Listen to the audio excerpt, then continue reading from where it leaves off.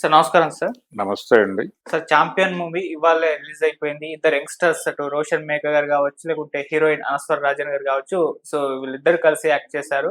So, ముందు నుంచి మంచి ఎక్స్‌పెక్టేషన్స్, మంచి బజ్ ఏర్పడైతే ఉన్నాయి సార్ సినిమా మీద. మరి మీకెలా అనిపిచ్చింది? ఈ రివ్యూ ఏంటి సార్? మీ రివ్యూ ఏంటి? అంటే నాకైతే సినిమా గందరగోళంగా కనిపించింది. అంటే 3 ఎలిమెంట్స్ ఆయన తీసుకున్నాడు ప్రధానంగా. ఒకటేమో హీరో గారి లక్ష్య సాధన అనేటువంటి కార్యక్రమం. హ్మ్. రెండోది బైరాన్‌పల్లి ఇన్సిడెంట్లు. అది తెలంగాణ సాయుధ పోరాట నేపథ్యం. ఈ 2 అంశాలని మేళవించి ఒక ప్రేమ కథని ప్రజాయుద్ధ నేపథ్యంలో చెప్పాలి అని అనుకున్నాడాయన. హ్మ్.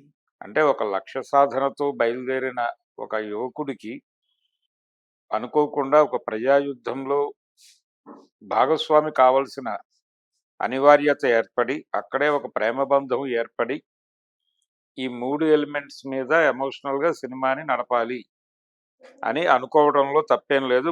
అది స్కీమ్ బానే ఉంది. హ్మ్. అయితే ఈ స్కీమ్‌లో ఈ లక్ష్య సాధన అనేది బానే వర్కౌట్ చేశారు. హ్మ్. దాన్ని వర్కౌట్ చేశారు గానీ, తెలంగాణ సాయుధ రైతాంగ పోరాటం అనేటువంటి అంశాన్ని కాన్షియస్‌గా స్టడీ చేయలేదు. చేయకపోవడంతో అది అసలు దాని నేపథ్యం అంటే కన్‌ఫ్యూజన్ ఎక్కడ జరిగిందంటే, అది తెలంగాణ సాయుధ రైతాంగ పోరాటం విడివిడిగా గడిల్లో జరిగినటువంటి పోరాటం. హ్మ్. ఇక్కడ నిజాం నవాబు, రజాకారులు ఆ ఎలిమెంట్స్‌ని కూడా బలంగా చెప్పాలనుకున్నాడీయన. అనుకునేసరికి అక్కడ ఒక కన్‌ఫ్యూజన్. ఈ రైతాంగ పోరాటం భూస్వామ్య వ్యతిరేక పోరాటంగా జరిగింది. ఆ భూస్వామ్య వ్యతిరేక పోరాటంగా జరగటానికున్న నేపథ్యాన్ని కొంత చెప్పి ఉండాల్సింది. అది జరగల. కేవలం ఆ ఊరు సెంటర్‌గా పెట్టేయటంతో ఆయన మధ్య మధ్యలో సుందరయ్య గారు వస్తూ వెళ్తూ ఉంటాడు. అలా అసలది ఒక కమ్యూనిస్ట్ పార్టీ ప్రోగ్రామ్‌లో భాగంగా జరిగింది. అలాగే అక్కడ ఇంకా ఆంధ్ర మహాసభ ఉంది. దాంతో పాటు ఇంకా ఇతర సంఘాలు కొన్ని పనిచేసినాయి. దాని తాలూకా కొంచెం ఆయన సినిమాలో చాలా అనవసరమైన సన్నివేశాలు చాలా ఉన్నాయి. ఆ సన్నివేశాలను కొంచెం పక్కకి తొలగించి, చెప్పదలుచుకున్న అంశాలని ఇంకొంచెం వివరణాత్మకంగా చెప్పుంటే బావుండేది. జనాల్ని అంటే 'మా భూమి' సినిమా అలా కనెక్ట్ చేసుకుంది. అందులో కూడా ఒక ప్రేమ కథ ఉంది. అందులో ఒక ప్రేమ కథ ఉంది. తండ్రి కొడుకుల ఎమోషన్స్ ఉన్నాయి. ఇవన్నీ నడిపారు వాళ్ళు కూడా. అంటే పోరాటంలో అంతర్భాగంగా నడుస్తాయి. పోరాటం అనేది ఒక బ్రాడ్ కాన్వాస్ తీసుకుని, దానిలో ఈ 2 అంశాలని కలిపి నడపాలి. అలా జరిగుంటే సినిమా ఇంకోలా ఉండుండేది. అది జరగలేదు. అది జరక్కపోవడంతో మీకు ఆ పోరాటం అనేటువంటి అంశం జనాల్లోకి ఇంకలేదు ఆడియన్స్‌కి. ఏదో జరుగుతోంది సంథింగ్ ఆ టైంలో అలాగే కొట్టుకునుంటారులే అని అనుకుంటారు థియేటర్‌లో కూర్చున్నటువంటి ప్రజలు. తర్వాత 'ఆపరేషన్ పోలో' ఇవన్నీ కూడా వివరించే ప్రయత్నం చేశాడు. పటేల్ గారి క్యారెక్టరు, ఇక్కడ ఇది హైదరాబాద్ స్టేటు సెపరేట్‌గా ఉండాలనుకోవడం, ఇవన్నీ మాట్లాడాడు గానీ, ఏది రూటెడ్‌గా వెళ్ళలేదు. ఈ రూటెడ్‌గా వెళ్ళలేకపోవడంతో అది పేలవంగా తయారైంది. హ్మ్. అది పేలవంగా తయారైన సందర్భంలోనే, ఈ ప్రేమ కథకి బలమైనటువంటి పునాది లేకుండా పోయింది. అంటే వాళ్ళిద్దరి ప్రేమ కథని ప్రధానంగా చెప్పదలుచుకున్నాడు. అది ఎమోషనల్‌గా ఆడియన్స్ కనెక్ట్ అవ్వాలి. ఆ పెయిన్ ఆడియన్స్‌లో క్యారీ అవ్వాలి. అది 'దేవదాసు' నుంచి మొదలుపెడితే 'గీతాంజలి' ఈ సినిమాలన్నిట్లోనూ వర్కౌట్ అయిన ఎలిమెంట్ అదే. దాన్ని అంత బలంగా చెప్పలేకపోయారు. ఆ 2 క్యారెక్టర్ల మధ్య ప్రేమని ఎస్టాబ్లిష్ చేయటంలోనూ, దాన్ని ఆడియన్స్‌కి కనెక్ట్ చేయటంలోనూ కూడా ఫెయిల్యూర్ జరిగింది. అందుకని భావోద్వేగాలు పండలేదు కథలో. కానీ నటీనటులు చాలా బాగా పెర్ఫార్మ్ చేశారు. వాళ్ళకిచ్చిన పాత్రలని వాళ్ళ పరిధిలో వాళ్ళు చాలా బాగా పెర్ఫార్మ్ చేశారు. పర్టిక్యులర్‌గా 'రోషన్' చాలా బాగా యాక్ట్ చేశాడు. అలాగే మలయాళీ అయినప్పటికీ ఆ హీరోయిన్ డైలాగులు తనే చెప్పుకుని, తన కంట్రిబ్యూషన్ చాలా ఉంది ఆ క్యారెక్టర్‌కి. కానీ ఆ క్యారెక్టర్ ఆడియన్స్‌కి కనెక్ట్ అయ్యేలాగా దాన్ని డ్రైవ్ చేయలేదు డైరెక్టర్. రెండోది స్క్రీన్ ప్లే చాలా ఫ్లాట్‌గా ఉంది.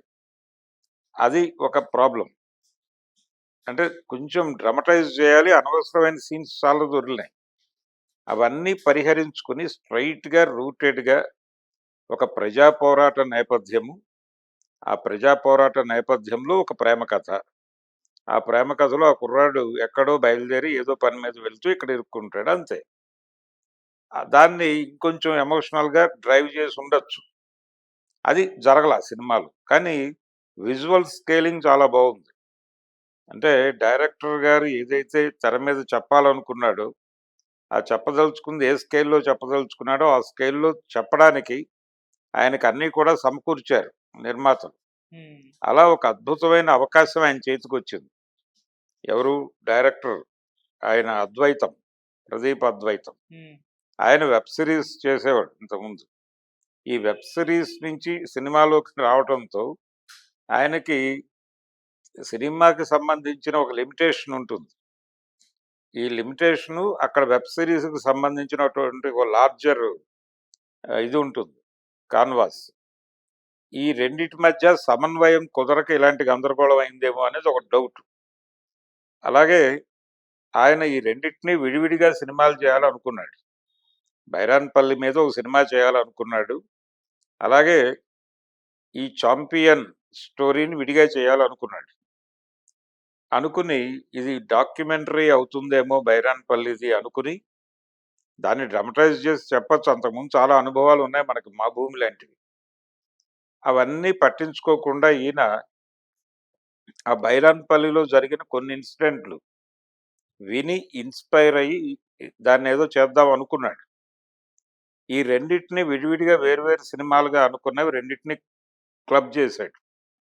క్లబ్ చేసి గందరగోళం చేశాడు. అది జరిగిన గొడవ. ఇలా ఈ సినిమా ఒక మిక్స్డ్ వెజిటబుల్ కర్రీలా తయారైంది తప్ప, ఒక పర్పస్‌ఫుల్ సినిమాగా నిలబడలేదు.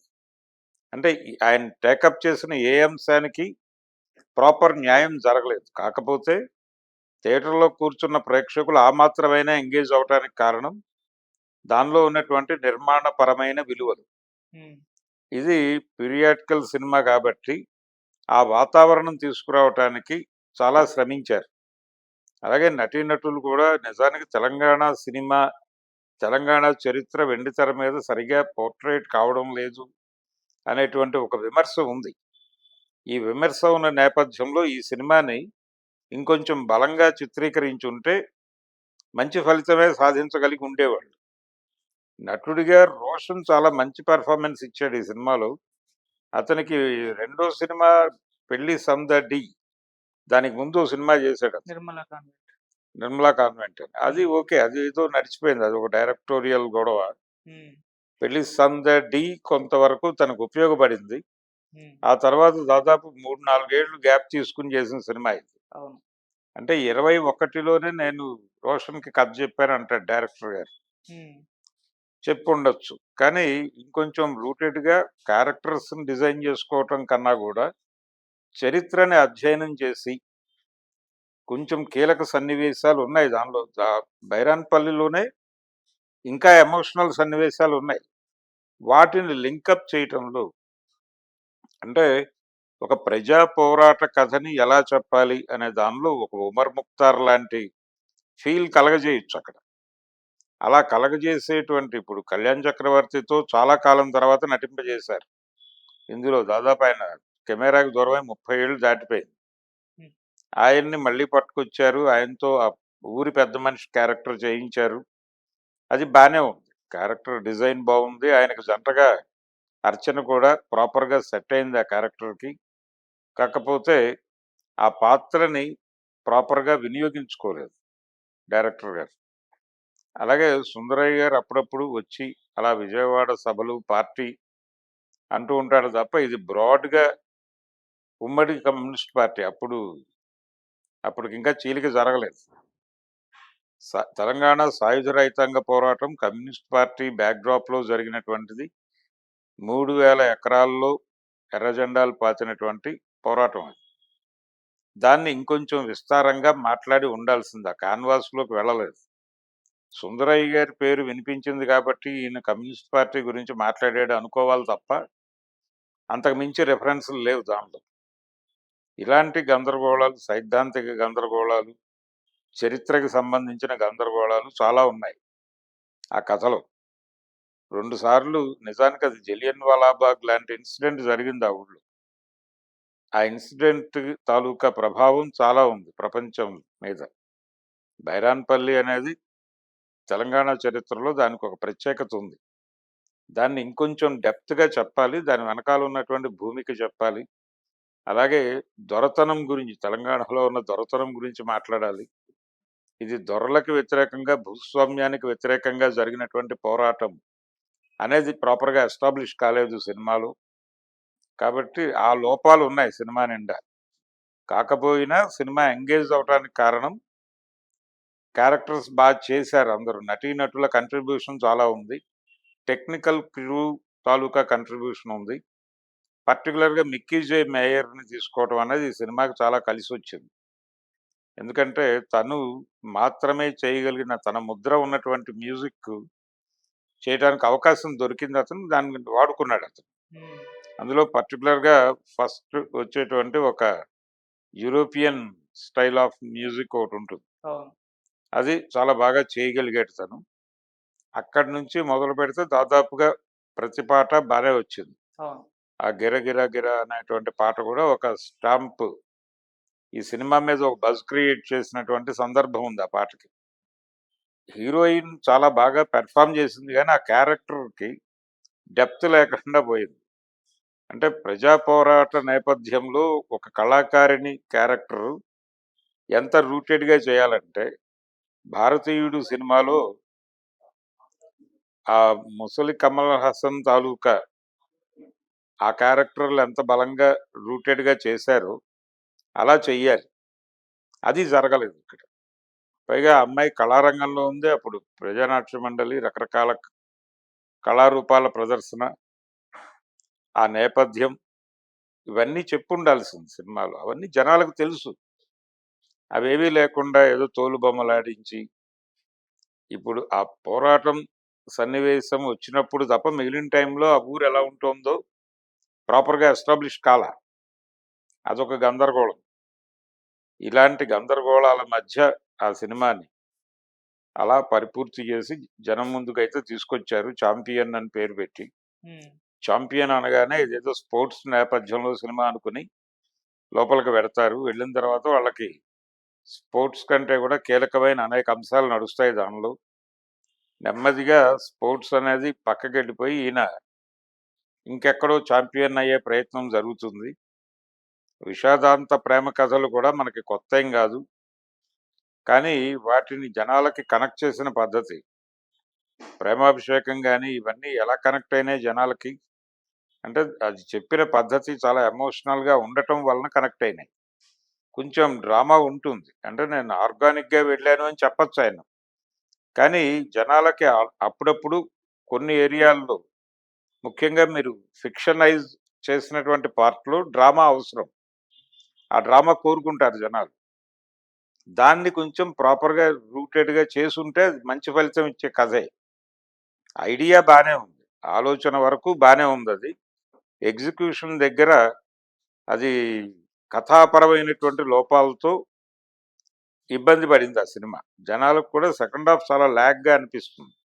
అలాగే హీరోకి అవతల వైపు విలన్‌కి మధ్యలో ఉండేటువంటి ఘర్షణను గూడా హీరో ఎలివేట్ అయ్యేలాగా నడవలేదు.